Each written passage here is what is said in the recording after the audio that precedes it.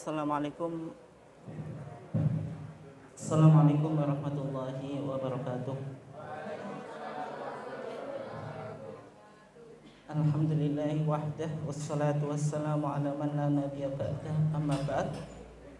Yang saya hormati Ustadzah Cepeng selaku Kepala Sekolah SD Muhammadiyah 2 Bojonegoro, Bapak-bapak, ibu-ibu,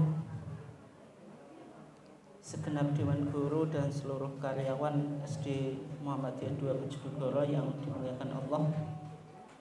Alhamdulillah, pada kesempatan ini kita masih diizinkan oleh Allah Subhanahu wa taala untuk tafaqquh fiddin, untuk mendalami agama melalui kajian yang berkaitan dengan tuntunan sholat menurut Tarjih Muhammadiyah putusan Monas Jogja ke-29 tahun 2015 dalam keadaan sehat walafiat. Sholawat dan salam semoga tetap terlimpahkan kepada junjungan kita Nabiullah Muhammad SAW, keluarganya, sahabatnya, dan seluruh orang yang mengikuti sunnahnya sampai hari kiamat. Bapak dan ibu sekalian yang dimuliakan Allah, di pertemuan minggu lalu kita sudah sampai pada pembahasan tasyahud ya. Kita sudah bahas kaifiyatut tasyahud, bagaimana tata cara tasyahud, yaitu tasyahud al-awwal, tasyahud al-akhir dulu, tasyahud yang akhir. Ini semuanya sudah kita bahas.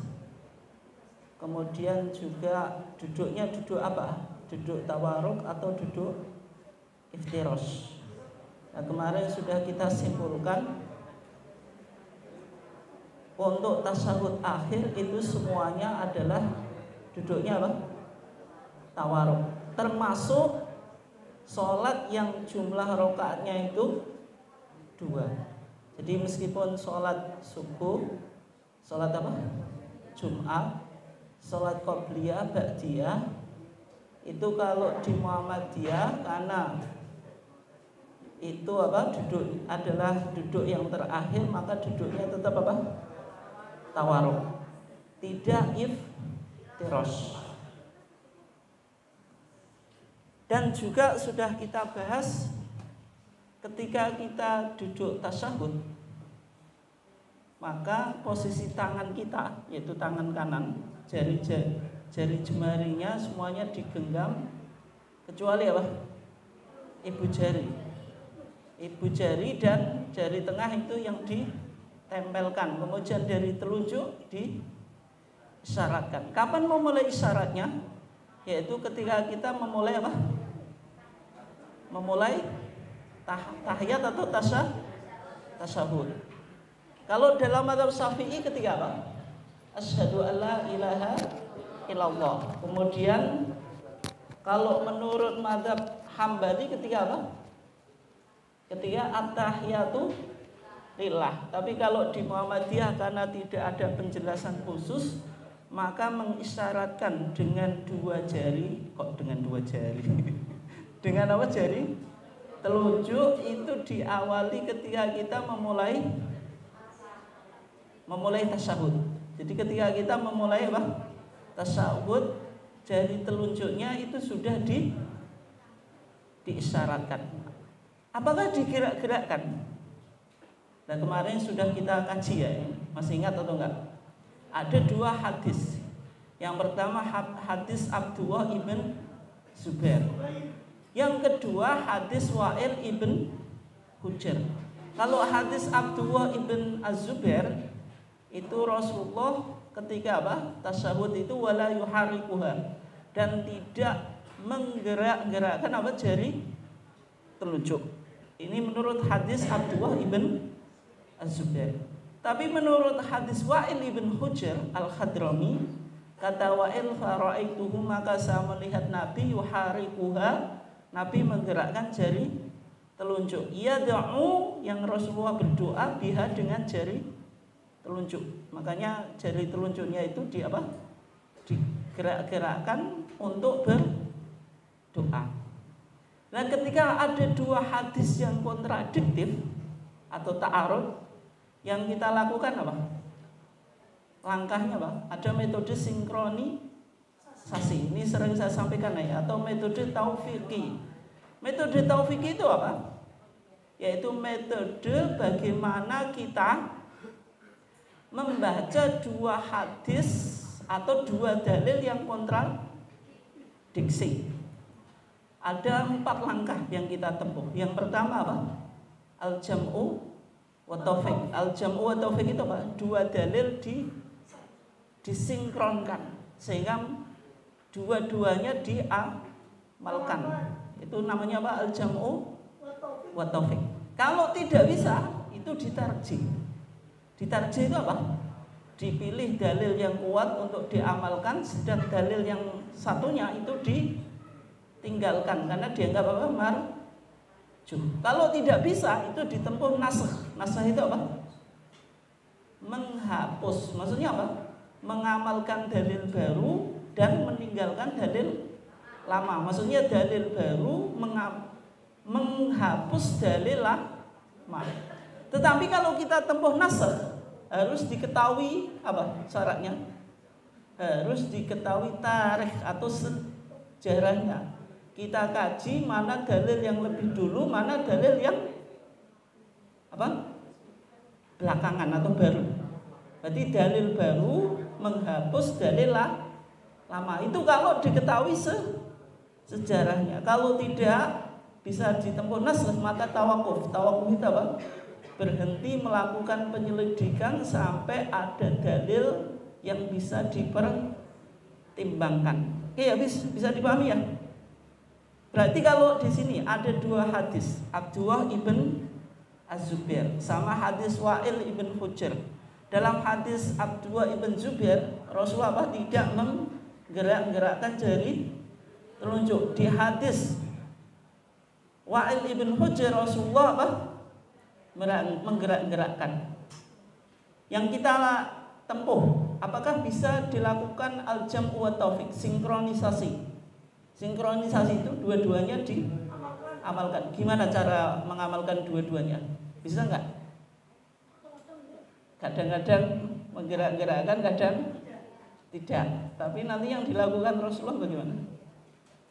Nah, itu kalau ditempuh al-jam'u wa taufiq. Tapi karena ini tidak bisa dalam majlis tarjih loh, maka harus ditarjih. Ditarjih itu diambil satu dalil.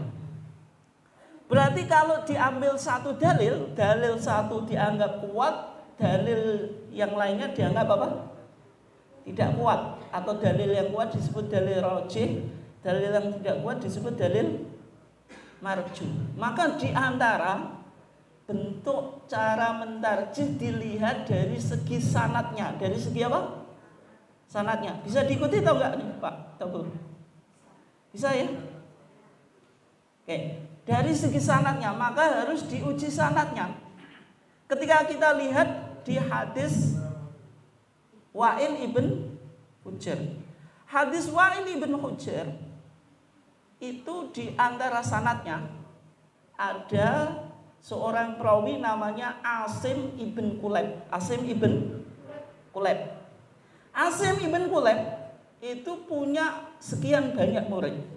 Di antaranya Zaidah ibn Qudamah, kemudian Syu'bah, kemudian Sufyan Ats-Tsauri, kemudian Ibnu Uyainah, kemudian Zuhair, kemudian Abu Awanah, dan seterusnya. Artinya Asim ibn Kuleb itu memiliki banyak murid. Dari sekian muridnya tidak ada yang meriwayatkan kalau Rasulullah itu dalam tasyahud menggerak-gerakkan apa? Jari telunjuk, kecuali Zaidah ibn Qudamah. Zaidah ibn Qudamah. Kalau ada seorang guru punya murid yang banyak, satu murid meriwayatkan menyalahi dari periwayatan mayoritas, maka periwayatannya disebut apa? Anomali. Anomali itu apa? Syadz atau keterangan perawi yang menyimpang dari apa? Mayoritas. Yang menyimpang dari mayoritas. Kalau apa? Seorang perawi meriwayatkan hadis yang syadz, itu indikasi hadisnya apa? Hadisnya apa? Dhaif. Kenapa? Berarti dia apa? Menyalahi otentisitas periwayatan mayoritas. Kalau misalnya jenengan semuanya ikut ngaji saya, yang kita bicarakan sekarang tasyahud, ada seorang guru yang duduknya di paling belakang, dia nggak begitu dengar, atau ketika apa ikut ngaji main HP terus gitu. Terus dia ya tetap hadir, ya absen juga gitu. Ya absen juga gitu. Yang kita bahas misalnya apa, sekarang kita membahas tasyahud, tapi dia di belakang. Ini kan kita masih tasyahud awal gitu, tasyahud akhir. Kemudian dia bilang yang tadi yang dibahas itu sujud gitu, bukan tasyahud. Padahal dilihat absensinya juga ada gitu. Orangnya juga ada banyak yang menyaksikan, tapi dia memberikan keterangan menyimpang dari mayoritas. Padahal mayoritas guru bilang yang kita bahas sekarang tasyahud. Itu namanya anomali, meskipun orangnya hadir, ya absen juga itu. Itu apa? Anomali. Berarti apa? Menyimpang dari keterangan mayoritas. Maka hadis yang semacam itu tidak memenuhi syarat hadis sahih. Karena hadis sahih itu syaratnya berapa kemarin? 5. Yang pertama apa? Ittisalus sanad. Sanadnya harus bersambung dari Rasulullah sampai perawi terakhir, atau dari perawi terakhir sampai Rasulullah tidak boleh putus. Yang kedua apa? Itu dhobit, hafalannya kuat. Kalau dia pakai tulisannya kuat gitu. Kemudian apa? Adil. Dia punya integritas moral yang baik, bukan seorang pendusta. Yang ketiga apa? Yang keempat apa? Laisa fiha syad, tidak ada syad di sini. Yaitu apa? Seorang perawi sebenarnya dia thiqat tetapi menyalahi riwayat mayoritas. Kemudian tidak ada ilah atau cacat. Hadis sahih itu syaratnya itu, Pak atau Bu ya, penting ya. Biar kita tahu, hadis sahih itu apa? Hadis sahih itu yang memenuhi 5 syarat. Yang pertama apa? Ittisalus sanad, sanadnya bersambung. Yang kedua apa? Perawinya dhobit. Yang ketiga perawinya adil. Yang keempat tidak syadz, tidak anomali. Yang kelima tidak ada cacat atau ilah kayak. Dan sehingga disimpulkan oleh majelis tarjih yang kuat jari telunjuk tidak digerak-gerakkan.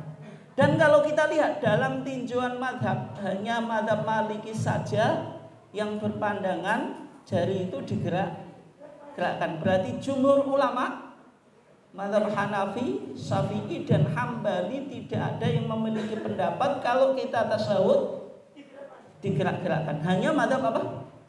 Maliki. Oke ya, jelas ya. Oke. Berikutnya kita bahas bacaan doa tasyahud. Bacaan doa tasyahud yang pertama tasyahudnya Abdullah ibn Mas'ud, yaitu apa? At-tahiyatu lillah wassalawatu wattayyibat. Assalamu alayka ayyuhan nabiy wa rahmatullahi wa barakatuh. Assalamu alayna wa ala ibadillahi sholihin. Asyhadu an la ilaha illallah wa asyhadu anna Muhammadan abduhu wa rasuluh. Ini yang jenengan hafal ya? Yang diajarkan di sekolah ini kan? Ya, oke. Itu tasyahudnya siapa? Abdullah ibn Mas'ud. Disebut apa? Tasyahudnya Abdullah ibn Mas'ud. Karena yang meriwayatkan siapa? Abdullah ibn Mas'ud. Kayak jenengan doa iftitahnya Allahumma ba'id. Itu doa iftitahnya siapa? Siapa, Bu? Ada yang mau jawab tadi? Abu Hurairah. Tapi kalau jenengan pakai wajah tuh, doa iftitahnya siapa?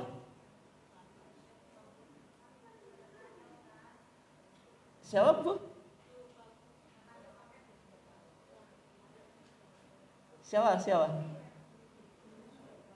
Doa iftitahnya Ali ibn Abi Thalib. Maksudnya hadis itu hadis itu dinamakan dengan nama perawinya. Berarti kalau Allahumma ba'id itu doa iftitahnya Abi Hurairah. Kenapa? Karena itu yang diriwayatkan oleh Abu Hurairah. Nah kalau wajah itu Ali ibn Abi Thalib, karena yang meriwayatkan Ali ibn Abi Thalib. Tapi maksudnya meskipun kita namakan sahabat, tetap berasal dari Rasulullah gitu. Termasuk hadis Abdullah tasyahudnya Abdullah ibn Mas'ud. Bukan berarti hanya sampai Abdullah ibn Mas'ud, bukan. Tetap berasal dari Rasulullah, tetapi yang meriwayatkan Abdullah ibn Mas'ud.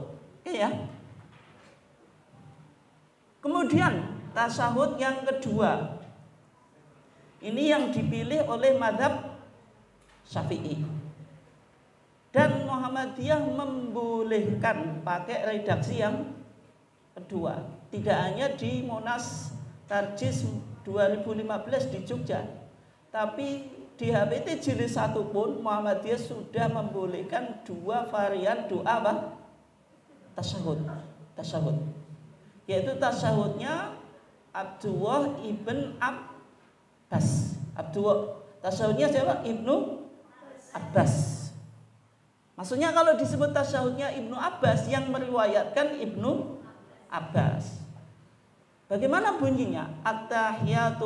At-tahiyatul mubarakatus salawatut thayyibatu lillah.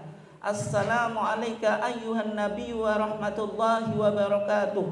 Assalamu alayna wa ala ibadillahi sholihin. Asyhadu an la ilaha illallah wa asyhadu anna Muhammadar Rasulullah. Kalau yang Abdullah ibn Mas'ud apa? Abduhu wa rasuluh. Syahadatnya beda. Kenapa kok disebut tasyahud? Karena di sini ada syahadat. Asyhadu an la ilaha illallah wa asyhadu anna Muhammadan abduhu wa rasuluh. Kalau itu tasyahud Ibnu Abdullah ibn Mas'ud. Kalau tasyahudnya Ibnu Abbas, wa asyhadu anna Muhammadar Rasulullah. Makanya disebut apa?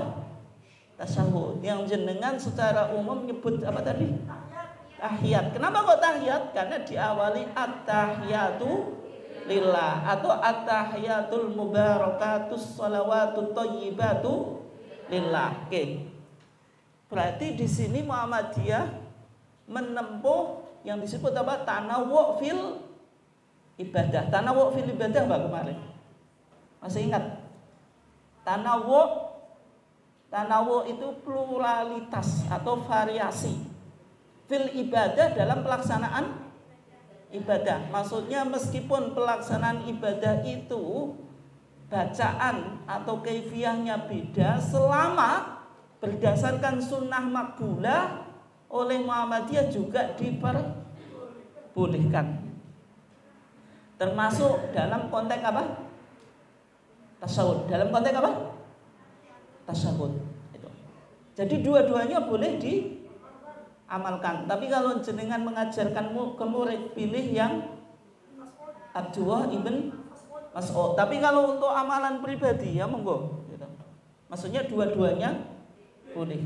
Kenapa kok kalau di Muhammadiyah? Ini penting Pak atau Bu? Kenapa kok saya bilang kalau jenengan mengajarkan ke muridnya atau yang sesuai dengan teks Al-Islam jenengan itu tasyahudnya siapa? Abdullah ibn Mas'ud. Karena dinilai oleh majelis tarjih riwayatnya lebih kuat meskipun semuanya sahih. Bukan berarti yang Ibnu Abbas tidak sahih loh, sahih. Tetapi tingkatan atau hierarki kesahihan hadis yang paling kuat itu apa?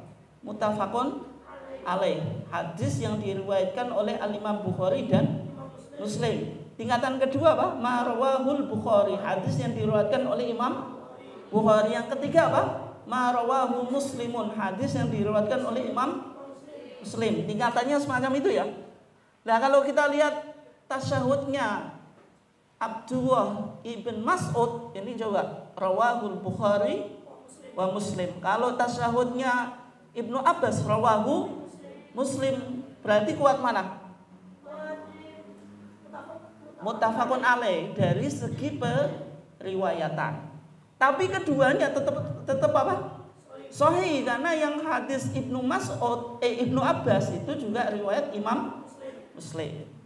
Tapi kalau menurut mazhab Syafi'i, menurut apa mazhab Syafi'i, kenapa Imam Syafi'i pilih tasyahudnya Ibnu Abbas? Imam Syafi'i melihatnya dari segi makna. Maksudnya dari segi matan hadis. Kenapa? Soalnya coba berdasarkan hadis Ibnu Abbas. Ibnu Abbas berkata, karena Rasulullah adalah Rasulullah yu'allimuna tasyahud, mengajarkan kami apa? Tasyahud. Kama yu'allimuna surah, sebagaimana mengajarkan kami apa? Surat minal Quran, dari Quran. Kalau Rasulullah mengajarkan tasyahud sebagaimana apa? Mengajarkan Quran, berarti posisinya apa? Tasyahud ini seolah-olah wajib, seolah-olah menunjukkan kalau tasyahud ini diajarkan Rasulullah kepada sahabat kayak Rasulullah mengajarkan Quran. Berarti penting atau enggak? Penting. Kalau doa diajarkan Rasulullah kepada sahabat sebagaimana Rasulullah mengajarkan surat dari Quran, menunjukkan apa? Betapa pentingnya doa ini. Sehingga selama Imam Syafi'i dikatakan tasyahud Ibnu Abbas itu lebih aku sukai daripada tasyahud yang lain. Itu cara ijtihad para ulama loh. Meskipun kalau kita di Muhammadiyah melihatnya dari segi apa? Dari segi apa tadi? Kekuatan sanadnya, karena muttafaqun alaih. Tapi kalau menurut Imam Syafi'i, alasannya apa? Kenapa kok disukai Imam Syafi'i? Nah, dari segi makna Rasulullah mengajarkan tasyahud ini sebagaimana mengajarkan apa? Surat dari Al-Quran. Oke, bisa dipahami ya? Berikutnya kita membaca sholawat kepada Nabi. Bunyi sholawat itu dua ya, atau redaksi sholawat. Yang pertama, Allahumma sholli ala Muhammad wa ala ali Muhammad kama sholaita ala Ibrahim wa ali Ibrahim. Yang jenengan kalau menghafalkan pakai ala atau enggak ini? Enggak, maksudnya wa ala ali Ibrahim atau langsung wa ali Ibrahim? Persis ini ya? Maksudnya persis wa barik ala Muhammad wa ali Muhammad, ada alanya enggak? Oh, yang atas. Kama barakta ala Ibrahim wa ali Ibrahim innaka Hamidum Majid. Persis ini ya? Ya. Betul atau enggak ini? Oh, baru gitu. Sahih kayak ini ya? Ya, soalnya kalau di masyarakat itu pakai redaksi yang dianggap lebih komprehensif, tapi tidak ditemukan di hadis secara khusus. Jadi dia menggabungkan dari beberapa hadis sehingga melahirkan bacaan sholawat. Coba kalau di masyarakat gini ya, Allahumma sholli ala Muhammad wa ala ali Muhammad kama sholaita ala Ibrahim, terus ada wa ala ali Ibrahim. Itu ada tapi di riwayat yang lain. Wa barik ala Muhammad wa ala ali Muhammad. Kalau di masyarakat gitu loh. Kama barakta ala Ibrahim wa ala ali Ibrahim fil alamina innaka Hamidum Majid. Redaksi itu paling komplit. Kenapa kok paling komplit?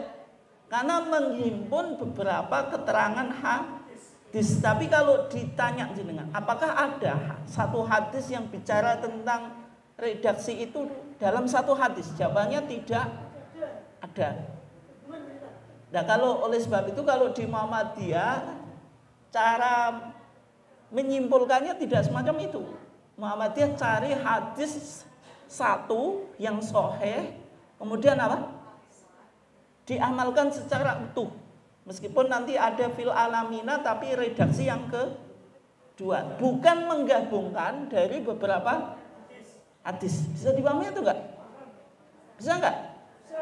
Kalau dalam mazhab Syafi'i itu diperbolehkan macam itu. Contoh, doa iftitah digabung.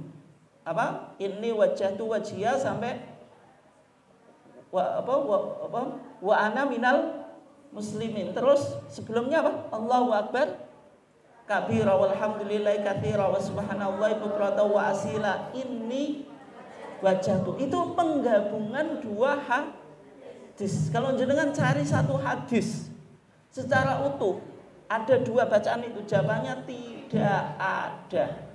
Karena yang wajah itu riwayat Imam Muslim dari Ali bin Abi Thalib, yang Allahu Akbar riwayat siapa?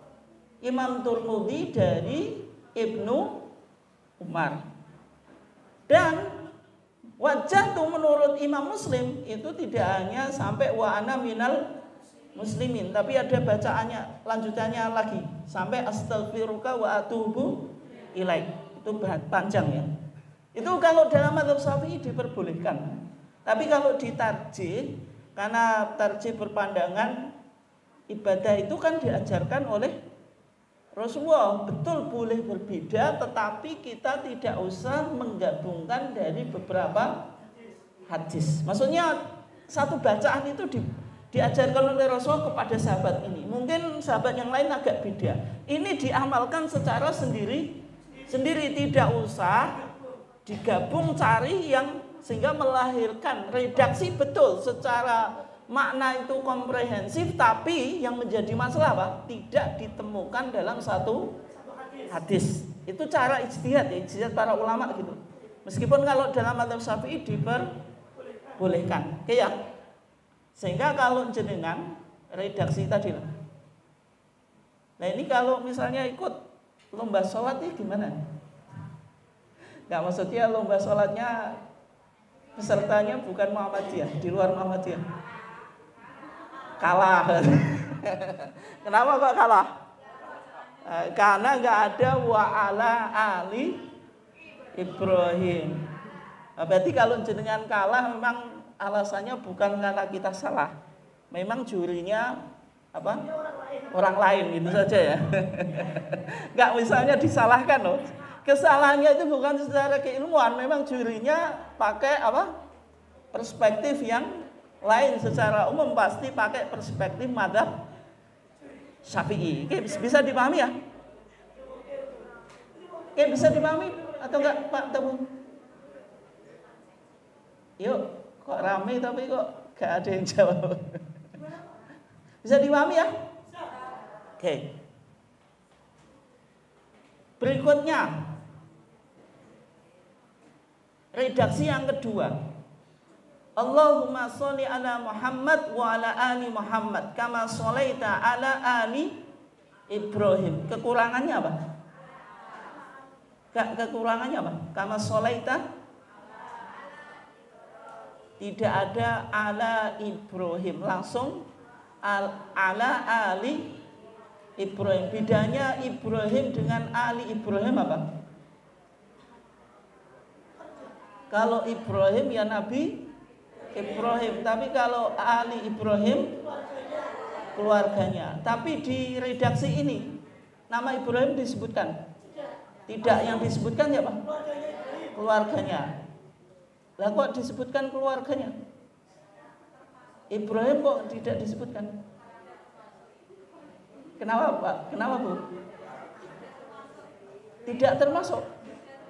Sudah termasuk. Lah itu jawaban yang betul itu.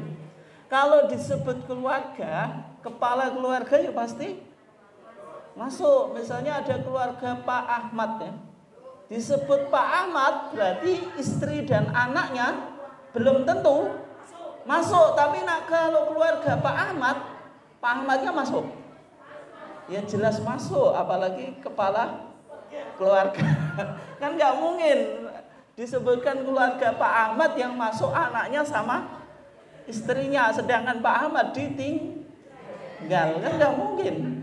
Makanya kalau redaksi ini hanya bicara kama sholaita ala ali Ibrahim, apakah Nabi Ibrahim tidak masuk? Ya masuk secara otomatis. Wa barik ala Muhammad wa ala ali Muhammad kama barakta ala ali Ibrahim, tidak disebutkan kama barakta ala Ibrahim wa ala ali Ibrahim. Tapi yang di sini ada tambahnya, fil alamina. Yang depan tidak ada. Fil alamina innaka hamidum majid. Oke ya. Ini yang enggak diajarkan ya. Tapi sudah hafal atau belum? Hafal ya. Sebenarnya mudah dihafal, tinggal menyinkronkan saja dikit-dikit gitu. Karena ada tambahan fil alamina. Terus enggak ada Ibrahim, yang disebut apa? Ali Ibrahim. Yang kedua ini sholawatnya Abi Mas'ud atau Abi Mas'ud Al-Ansari ya, gitu. Oke. Nah, sekarang Pak atau Bu, bacaan tasyahud dan sholawat itu dalam sholat hukumnya apa? Wajib atau sunnah? Wajib atau sunnah, Bu? Yang belakang, Bu, yang belakang, Bu. Pada apa? Nengok ke belakang. Bu. Bacaan tasyahud dalam sholat hukumnya apa? Wajib. Wajib atau sunnah? Kenapa wajib, Bu? Ya, kenapa kok disebut rukun sholat? Karena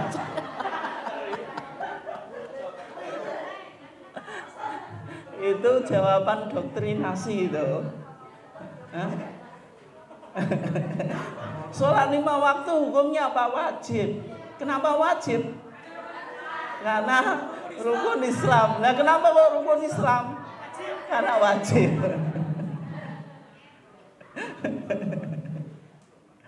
Enggak, tasyahud hukumnya apa? Kenapa wajib? Tasyahud itu hukumnya wajib atau sunnah? Wajib. Di tasyahud itu kan ada 2, tasyahud awal sama tasyahud akhir. Yang wajib, dua-duanya wajib atau dua-duanya sunnah? Yang akhir wajib. Kenapa yang akhir wajib? Karena ada dalilnya. Semuanya ada dalilnya. Jawabannya apa? Karena Rasulullah pernah sholat lupa melakukan tasyahud awal. Di rakaat kedua langsung Rasulullah bangkit, dan ketika sudah tegak lurus Rasulullah tidak kembali atau tidak balik, menunjukkan apa? Tasyahud awal itu hukumnya sunnah, dan ketika seorang meninggalkan tasyahud awal diganti dengan apa? Sujud sahwi. Tapi kalau tasyahud akhir hukumnya wajib. Dalilnya apa? Ya diantaranya tadi hadis Ibnu Abbas, Rasulullah mengajarkan tasyahud kayak mengajarkan surah dari Quran. Itu diantara beberapa dalil yang menunjukkan kalau tasyahud itu hukumnya wajib. Dan sekarang, kalau sekarang hukumnya sholawat itu apa? Sunnah atau wajib? Sunnah. Ada yang bahas jauh wajib, ada yang bahas sunnah. Nah, menurut jenengan masuk rukun sholat atau enggak? Kenapa, Bu? Ya, kalau dalam sholat wajib, kalau di luar sholat, Bu. Oh, yang maksudnya tasyahud akhir ya. Bacaan sholawat kepada Nabi itu hukumnya wajib. Kenapa kok wajib? Innallaha wa malaikatahu yusholluna ala nabi ya ayyuhalladzina amanu apa? Shollu alaihi wasallimu taslima. Berarti ada perintah dari Al-Quran, shollu alaihi wasallimu taslima. Kalau amrun Qur'aniyun, perintah Quran itu pasti hukumnya wajib. Nah, wajibnya di mana? Ada sebagian ulama yang memahami wajibnya seumur hidup sekali. Itu kalau pakai apa? Pendekatan seumur hidup. Tapi ada yang membedakan di luar sholat dan di dalam sholat. Berarti kalau di luar sholat itu hukumnya sunnah, kalau di dalam sholat wajib. Kenapa kok di dalam sholat wajib? Karena dalam hadisnya, hadis yang kita sebutkan tadi lah, hadis Abi Mas'ud Al-Ansari, di redaksi yang lain itu di riwayat Imam Turmudi, nanti jenengan lihat di Bulughul Maram. Itu sahabat pertanyaannya, wa kaifa nusolli alaika ya Rasulullah fi sholatina. Ya Rasulullah, bagaimana kita membaca sholawat kepada engkau di dalam sholat kita? Dan Rasulullah jawabnya apa? Qulu Allahumma sholli ala Muhammad. Ucapkanlah Allahumma sholli ala Muhammad. Menunjukkan kalau bacaan sholawat dalam sholat hukumnya wajib. Oke ya. Tapi di tasyahud akhir atau tasyahud awal? Tasyahud akhir. Ya, berarti kalau sholat itu aqwal wa af'al, perkataan dan perbuatan. Semua perkataan dalam sholat itu hukumnya sunnah kecuali 5. Kecuali apa? 5 itu apa? Takbiratul ihram. Yang kedua Al-Fatihah. Ya Bu, terus Bu. Apa? Bacaan rukuk wajib atau sunnah? Subhana rabbiyal a'la. Sunnah. Tasyahud akhir. Ya terus Bu. Apa? Salam. Terus kurang satu. Ya, sholawat kepada Nabi. Jadi semua aqwalus sholat, perkataan sholat itu hukumnya sunnah kecuali 5. Ini penting kan? Yang pertama apa? Takbiratul ihram. Berarti kalau takbiratul intiqal sunnah. Yang kedua Al-Fatihah, berarti bacaan surat sunnah. Terus apa? Sholawat, tasyahud dan salam. Selainnya sunnah. Nah sekarang setelah selesai sholawat di tasyahud akhir itu ada doa. Doanya disebut ta'awud atau isti'adah, tapi min arba'in, dari 4 hal. Bunyinya bagaimana isti'adah itu? Bukan isti'adah a'udhu billahi minasyaitonirrajim, itu kalau untuk baca surat atau Al-Quran. Tapi doa ini isti'adah dari 4 hal.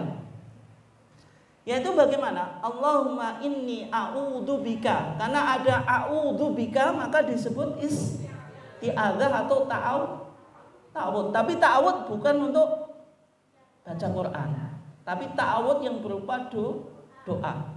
Min adzabi jahannam, ini 1. Wa min adzabil qabri, 2. Wa min fitnatil mahya wal mamat, 3. Wa min syarri fitnatil masihid dajjal, ini yang 4. Ini berdasarkan hadis Abu Hurairah. Di sana dikatakan idza tasyahhada ahadukum, kalau seseorang di antara kamu tasyahud, fal yasta'id, hendaklah dia minta perlindungan billahi kepada Allah min arba'in, dari 4 hal. Yaqul, dia membaca Allahumma, ya Allah, ini sesungguhnya aku a'udhu, aku berlindung bika kepada engkau, min adzabi jahannam, dari azab jahannam, wa min adzabil qabri, dan dari azab kubur, wa min fitnatil mahya wal mamat, dan dari fitnah kematian dan kehidupan, wa min syarri fitnatil masihid dajjal, dan dari kejahatan fitnah al-masih. Itu berapa? 2. Ada al-masih Isa al-masih. Isa al-masih itu yang baik ya, yang nabi ya. Ada al-masih, kemudian dajjal. Dan karena doa ini ada fal yasta'id billah, hendaklah dia berlindung. Sebagian ulama mewajibkan doa ini, diantaranya apa? Madhab Zahiri. Tapi kalau jumhur ulama tetap hukumnya apa? Sunnah. Kenapa sunnah? Karena tidak ada dalam hadis al-musi fi sholati, hadis yang menjelaskan sahabat yang salah melakukan apa? Sholat, kan tidak disebutkan. Oleh sebab itu hukumnya apa? Sunnah. Oke, ini doanya. Sudah, ini yang diajarkan ke murid kan ya? Oke. Nah, setelahnya salam. Setelahnya apa? Salam. Sholat itu diakhiri dengan salam. Hukum membaca salam dalam sholat hukumnya apa? Wajib. Itu kalau jumhur ulama sebagaimana yang kita kaji tadi. Karena salam itu termasuk rukun. Rukun yang berupa ruknun qauli, yaitu ucapan tadi ada 5, yaitu salam. Kecuali menurut mazhab Abi Hanifah, itu hukumnya tidak wajib. Kenapa kok tidak wajib menurut Imam Abu Hanifah? Karena tidak disebutkan dalam hadis al-musi fi sholati, hadis yang menceritakan apa? Sahabat yang salah melakukan sholat. Hadis itu kan tidak bicara tentang salam, sehingga salam itu tidak fardu atau tidak wajib menurut Imam Abu Hanifah. Sehingga sholat itu boleh diakhiri tanpa mengucapkan salam. Tapi ini diilmui saja, jangan dipraktekkan. Nanti kalau jenengan praktekkan habis ngaji malah bodoh gitu. Niki wis apik-apik, sholatnya pakai salam, habis ngaji kok malah enggak salam. Cukup diilmui saja. Jadi kalau menurut Imam Abu Hanifah salam itu bukan wajib, tapi jumhur ulama bilang wajib. Dan semua sholat itu harus diakhiri dengan salam. Baik jenengan sholatnya munfaridan sendiri, jamaatan posisinya imaman atau makmuman. Dan salam yang wajib itu salam yang pertama atau yang kedua? Kalau yang kedua,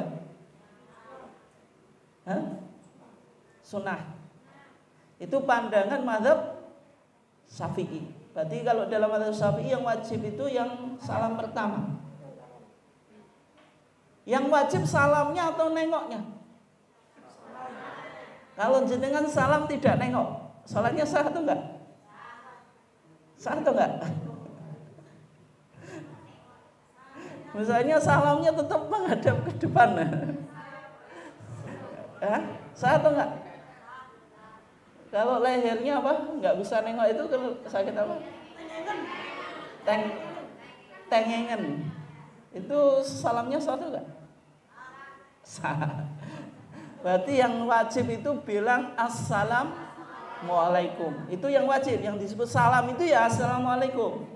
Tapi kalau iltifat, nengok, itu hukumnya sunnah. Iltifat yang sunnah itu yaminan ke kanan, shimalan ke kiri. Itu hukumnya sunnah. Tapi yang menjadi masalah, salam pertama atau kedua? Kalau dalam menurut mazhab Syafi'i, salam yang pertama. Kalau jenengan assalamualaikum terus tut gitu, ngulangi sholat gak? Kenapa? Capek. Nah, kalau menurut mazhab Syafi'i sudah sah itu. Meskipun belum mendapatkan kesunahan salam yang kedua. Tapi kalau menurut mazhab Hambali, dua-duanya wajib. Jadi yang pertama dan kedua wajib gitu. Tapi kalau secara umum kalau jumhur ya pakai apa? Satu salam itu yang dinilai wajib. Kenapa kok salam itu wajib dan menjadi rukun sholat? Dalam hadis Ali bin Abi Thalib Rasulullah bersabda, miftahus sholati at-tuhur. Kunci sholat itu apa? Bersuci. Wa tahrimu wa takbir. Yang mengharamkan sholat apa? Takbir. Makanya disebut takbiratul ihram. Kalau jenengan Allahu Akbar melakukan aktivitas dan ucapan selain tidak ada hubungannya dengan sholat, hukumnya haram atau membatalkan sholat. Allahu Akbar makan dulu, yaitu batal sholatnya. Wa tahliluha at-taslim, dan yang menghalalkan sholat salam. Berarti kalau jenengan sudah assalamualaikum, itu jenengan boleh makan, boleh minum dan melakukan semua aktivitas. Makanya disebut apa? Wa tahliluha at-taslim, yang menghalalkan sholat itu ya salam. Nah sekarang yang menjadi perdebatan di kalangan Muhammadiyah ya, lafadz atau redaksi salam Itu bagaimana? Kalau jenengan redaksinya apa? Assalamualaikum warahmatullahi. Salam sholat. Assalamualaikum warahmatullahi. Ke kanan atau ke kiri? Kanan. Kalau ke kiri? Salah. Berarti tidak lengkap. Yang lengkap ada di sini. Lengkap atau enggak, Pak Tebun? Lengkap. Berarti assalamualaikum warahmatullahi wabarakatuh. Ke kanan ke kiri? Kanan dok. Kalau ke kiri?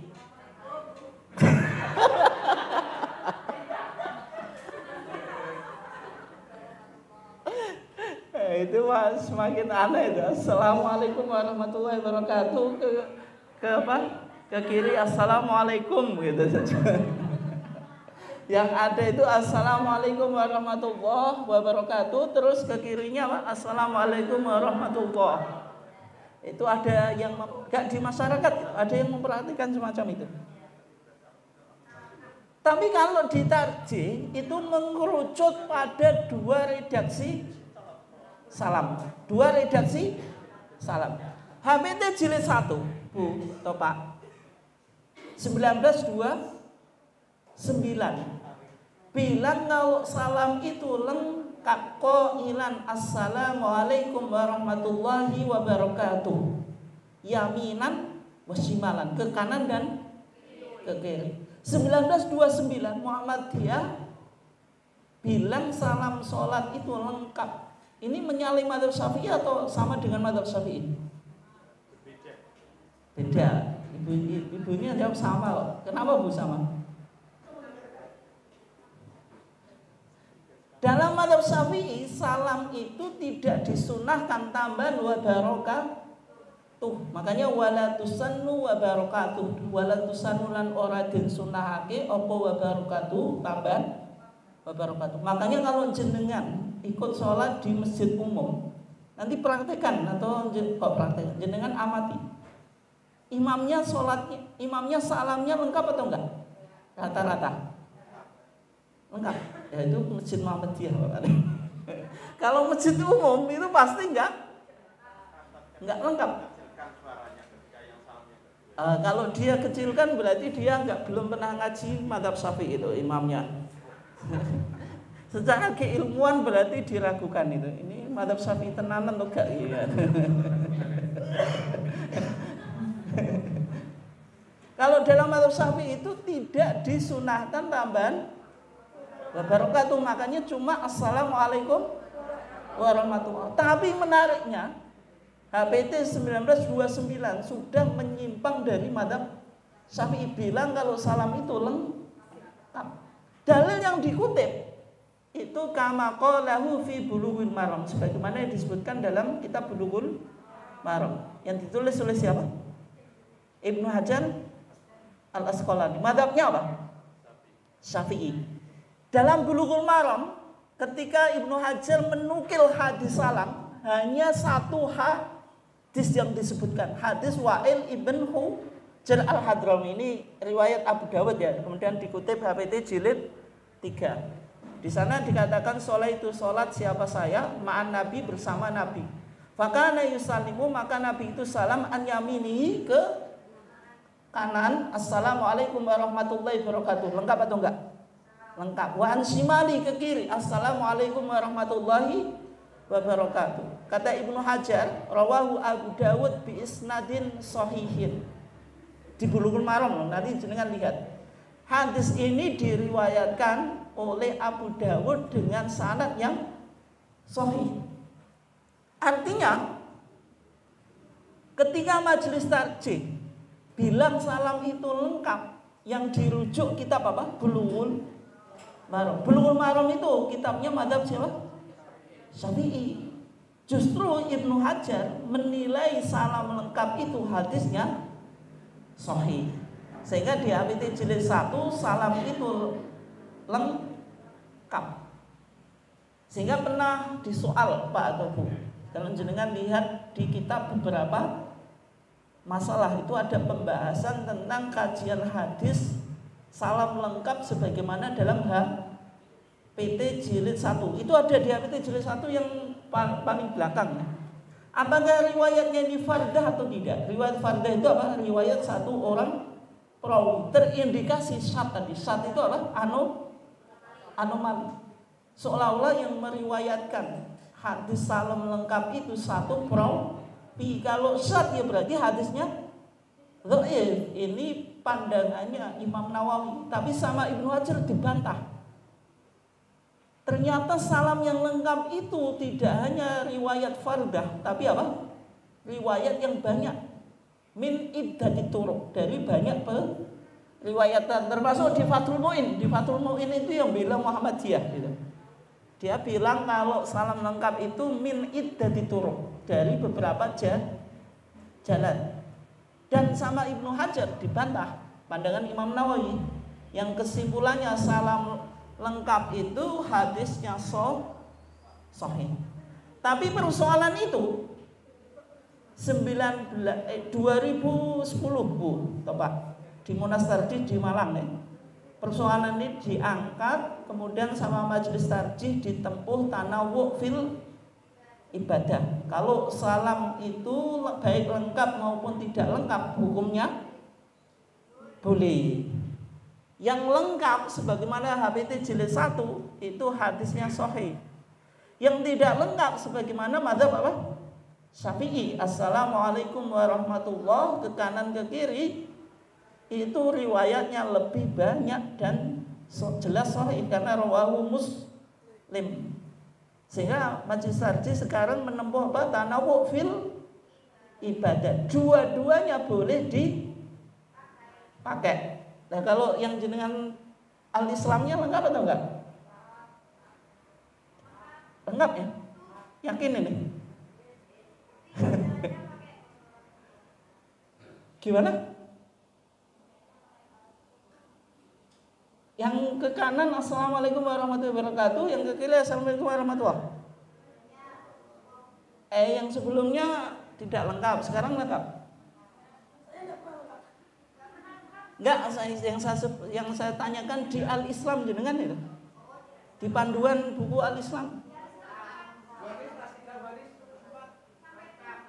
Lengkap atau enggak? Lengkap. Berarti jenengan ingat-ingat ya, dan ini memperkuat yang jenengan ajarkan yang saya sampaikan ini.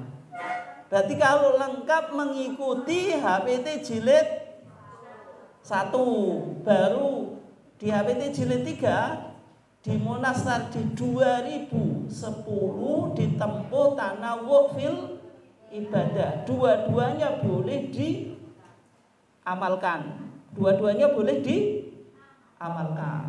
Sehingga kalau jenengan lihat di video itu ya, video yang ini loh. Ini dia salamnya apa?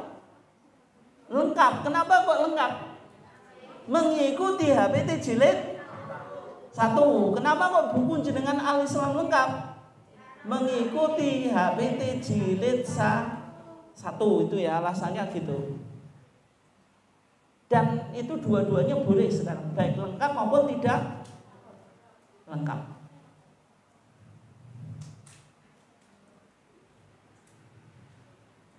Itu tentang salam. Dengan berakhirnya salam berarti sholat selesai. Tapi yang kita bahas baru 2 rakaat, belum rakaat ketiga dan ke-4.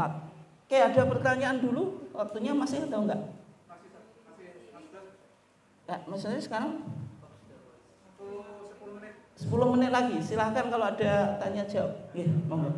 Terkait yang tahiyat awal tadi, apakah Imam Syafi'i juga sependapat kalau itu sunnah? Tahiyat awal ya? Kalau tahiyat awal apakah sunnah? Apakah sunnah? Jawabannya apa, Bu? Enggak, menurut mazhab Syafi'i kok yang ditanyakan. Hukumnya sunnah menurut mazhab apa? Syafi'i. Dalam mazhab Syafi'i, salat itu dibagi menjadi 3. Ada yang disebut rukun, Istilah madzhab Syafi'i kadang menyebut rukun, kadang menyebut apa? Wajibat.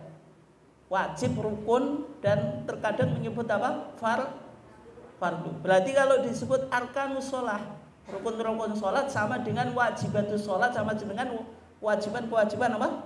Sholat, sama juga furudus sholah, fardu sholat.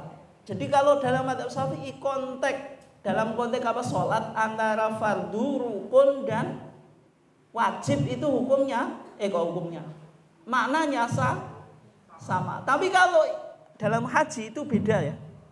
Rukun haji dengan wajibatul haji itu beda. Tapi kalau sholat sama. Rukun sholat dalam madzhab Syafi'i jumlahnya berapa, Pak Teguh? Yang pernah ngaji Safinatun Najat, Sulam Safinahnya?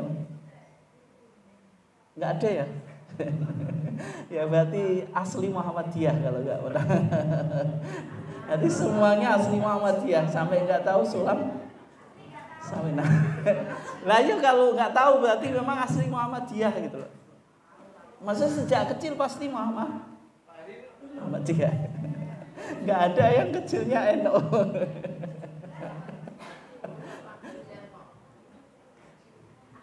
Arkanus sholati berapa? Arkanus sholati utawi piro-piro rukun sholat itu apa? Sab'ata asyara, 17 dengan tumak ninah di 4 tempat. Apa? Ketika ruku, iktidal, sujud, duduk di antara 2 sujud. Kalau tumak ninah tidak dihitung atau hanya dihitung 1, berarti jumlahnya 14. Gitu. Itu dalam madzhab apa? Syafi'i. Di situ tidak ada tasyahud. Ada nggak tasyahud awal? Yakin atau enggak? Nggak ada tasyahud awal, tidak termasuk. Berarti dalam madzhab Syafi'i hukum tasyahud awal itu sunnah. Kemudian yang kedua, sunnah itu dibagi menjadi 2. Ada sunnatu hayat, ada sunnah ab'ad. Sunnah hayat itu apa? Sunnah ketika ditinggalkan itu tidak konsekuensi apa-apa. Contohnya apa?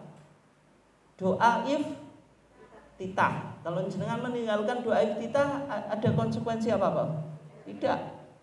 Konsekuensinya ya cuma tidak dapat pahala. Contohnya apa? Yang lain meninggalkan amin, meninggalkan surat, meninggalkan apa? Bacaan atau zikir atau tasbih dalam rukuk dan sujud, itu semuanya sunnah hayat. Ada sunnatu ab'ad. Ab'ad itu dari kata ba'dun. Ba'dun itu artinya apa? Apa Bu? Ba'dun. Ba'dun, bukan ba'dun. Setengah. Bukan ba'dun ya, tapi ba'dun. Setengah, jamaknya ab'ad. Setengah itu apa? Setengah wajib, setengah sunnah. Maksudnya gimana? Setengah wajib, setengah sunnah. Kenapa kok disebut ab'ad? Karena sunnah ini ketika ditinggal itu ada konsekuensinya. Konsekuensinya apa? Diganti dengan sujud sahwi. Berarti sunnah ini seakan-akan setengah wajib, setengah sunnah. Makanya disebut apa? Ab'ad. Di antara sunnah ab'ad apa? Di antaranya apa, Bu? Apa? Jumlah rakaat. Kok bisa jumlah rakaat sunnah awal? Nah itu tasyahud awal. Makanya Fathul Mu'in bilang apa? Litar kiba'din tusanu den sunatake apa sajdatani sujud loro kubaila salamin ing dalam sadurunge salam. Maksudnya disunahkan apa? Sujud sahwi. Litar kiba'din krono ninggal sunnah ab'ad wa huwa utawi sunnah ab'ad niku napa? Tasyahud awal. Tasyahud awal berarti tasyahud awal termasuk sunnah ab'ad. Berarti tidak wajib. Kemudian apa? Wa qu'udu, duduk untuk tasyahud awal. Wa kunutu ratib. Kunut ratib maksudnya kunut subuh dan kunut witir. Itu kalau dalam madzhab Syafi'i. Itu jawabannya. Berarti tasyahud awal dalam madzhab Syafi'i termasuk sunnah abad, tidak wajib. Sehingga kalau orang meninggalkan tasyahud awal, ketika dia sudah bangkit berdiri, boleh nggak balik turun? Ini penting Pak atau Bu, tolong didengarin ya. Nih. Ketika imam sholat, kita ambil sholat jamaah saja. Ketika imam mau sholat atau ketika sholat jamaah, imam pada waktu tasyahud awal atau sudah sampai 2 rakaat, imamnya berdiri tegak, makmum yang jenengan lakukan apa Pak atau Bu? Kalau laki-laki apa? Kalau perempuan? Tepuknya gimana Bu? Tepuk pramuka gitu, tepuk HW. Caranya apa? Telapak tangan dalam, yang tangan itu ditepukkan ke punggung telapak kanan kiri. Jadi gini ya, bukan kayak tepuk HW ya. Nanti masjidnya rame gitu. Itu kalau perempuan. Makanya Rasulullah bilang apa? At-tasbihu lirijal. Bacaan tasbih itu untuk laki-laki. Wa innamat tasbihu linisa. Kalau tepuk itu untuk perempuan. Jadi kalau mengingatkan imam yang berkaitan dengan gerakan itu apa? Tasbih atau tasbih. Tasbih itu bilang subhanallah, tasbih bilang apa? Kok bilang? Tepuk. Tapi kalau imamnya lupa surat atau Al-Fatihah, Al-Fatihah kebangetan nak kelali. Jenengan cara mengingatkannya bagaimana? Subhanallah, ya, kayak nggak boleh. Jenengan apa? Lakukan fathus surah atau fathul imam apa? Memancing surat yang imamnya lupa. Itu caranya ya. Jangan imamnya salah. Subhanallah, subhanallah yang laki-laki. Perempuan apa? Tepuk gitu. Kemudian imamnya bulet terus kul huwele kan. Karena apa? Imamnya nggak bisa apa? Mengakhiri surat. Ini kul huwele.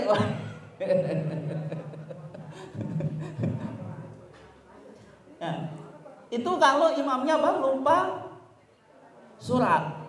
Tapi kalau tadi, karena imamnya tadi kan gerakan, berarti jenengan cara mengingatkannya. Kalau laki-laki tasbih, kalau perempuan apa? Tasbih atau tepuk. Imamnya sudah berdiri tegak. Jenengan jadi makmum. Imamnya maksudnya yang laki-laki bilang subhanallah, yang perempuan tepuk, imamnya tetap ngadep, sudah jejeg atau sudah berdiri lurus. Yang jenengan lakukan bagaimana Pak Tunggu? Ikut ngadep atau maksa duduk? Hah? Ikut duduk atau maksa ngadep? Yang menjadi masalah kalau jenengan maksa ngadep itu imamnya salah ya? Oh, sudah diingatkan. Nah, makmum berarti posisinya apa? Tetap ikut imam. Kenapa? Inna maju'ilal imamu liyutamma bih. Imam itu dijadikan untuk diikuti. Kemudian kalau misalnya imamnya sudah berdiri tegak, balik duduk lagi atau duduk untuk tasyahud awal, boleh enggak? Atau jenengan jadi imam atau sholat sendiri, boleh enggak? Lupa tasyahud awal sudah berdiri tegak, kembali duduk, boleh nggak Bu? Boleh. Kenapa Bu? Kenapa Bu? Nggak, kenapa boleh Bu? Kok nggak dijawab sama Ibu? Kenapa Bu? Oh, salah nggak apa-apa Bu? Boleh. Kenapa nggak boleh? Ada dalilnya mana?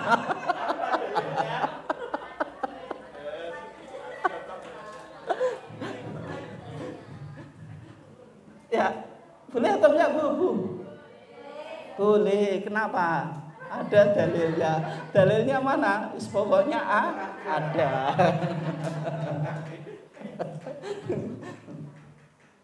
Jawabannya tidak boleh. Kenapa kok tidak boleh? Ini pentingnya kita tahu wajib, tahu rukun, tahu sunnah. Sekarang, rukun sholat, berdiri itu termasuk rukun sholat enggak? Ya atau enggak, Bu? Berdiri bagi yang mampu, ya betul. Tapi kan kalau jenengan mampu ya kan tetap jadi rukun ya. Memang berdiri itu rukun sholat, syaratnya kedua. Syaratnya dua. Yang pertama sholatnya wajib, yang kedua orangnya mampu. Berarti kalau sholat sunnah boleh duduk. Kalau yang kedua mampu, sholat sunnah dia mampu duduk juga boleh karena bukan sholat wajib. Tapi kalau sholat wajib selama kita mampu harus berdiri. Kalau kita tidak mampu baru boleh duduk. Tapi qiyam atau berdiri itu kan rukun sholat. Sepakat ya? Berdiri itu rukun sholat. Karena Allah bilang apa? Berfirman wa qumu lillahi qanitin wa qumu, dan berdirilah lillahi. Karena Allah qanitin dalam keadaan khusyuk. Itu ketika bicara sholat. Allah bilang apa? Wa qumu lillahi qanitin. Ini perintah Quran. Kalau sholat itu dilakukan dengan berdiri, berarti berdiri itu dalam sholat hukumnya wajib. Nah sekarang tasawuf awal hukumnya apa? Sunnah. Nah sekarang jenengan membatalkan yang wajib untuk menyusuli yang sunnah boleh nggak? Jawabannya apa? Tidak. Berarti kalau jenengan tadi lupa tasawuf awal, sudah banyak yang berdiri. Misalnya sudah di atas rukuk, kalau jenengan lagi bahasa Jawane ongkong-ongkong, itu boleh duduk lagi. Kenapa? Karena belum berdiri. Pokoknya ukurannya ketika sudah rukuk. Kalau sudah posisi rukuk ke atas, sudah tidak boleh kembali. Tapi kalau ongkong-ongkong itu boleh duduk karena belum disebut berdiri. Sehingga kesimpulannya apa? Kita tidak boleh membatalkan yang wajib untuk menyusuli yang sunnah. Contoh lain. Jenengan Allahu Akbar, mergo wis banyak permasalahan, lupa semuanya, enggak konsentrasi. Hutangnya banyak, permasalahannya banyak. Guyon. Ya mudah-mudahan kita enggak ada masalah lah. Tapi ini sekedar canda saja. Allahu Akbar, langsung Al-Fatihah. Lupa doa iftitah karena sholatnya wis gak konsentrasi. Baru sudah sampai iyyaka na'budu wa iyyaka nasta'in. Oh, aku mau baca doa iftitah. Yang jenengan lakukan apa? Melanjutkan Al-Fatihah atau membatalkan Al-Fatihah? Kenapa?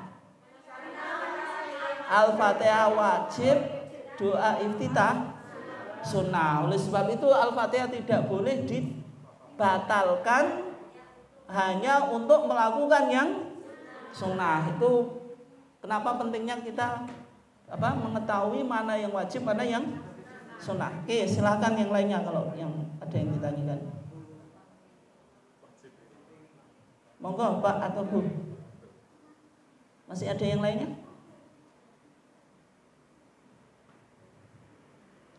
Enggak ada.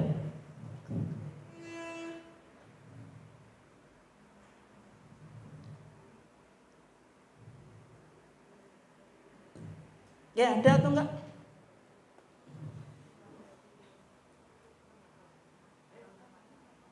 Yuk.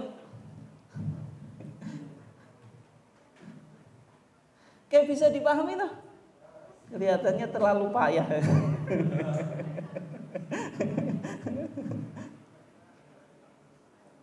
Oke, kalau nggak ada kita akhiri ya, waktunya saya kira sudah pas ini.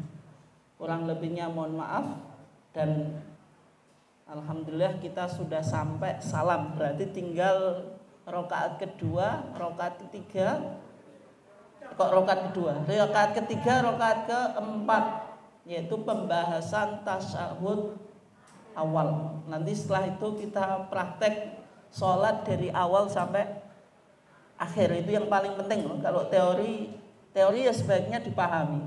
Tapi kalau memang tidak bisa memahami teori, minimal prakteknya yang betul gitu. Oke, kurang lebihnya mohon maaf. Wassalamualaikum warahmatullahi wabarakatuh.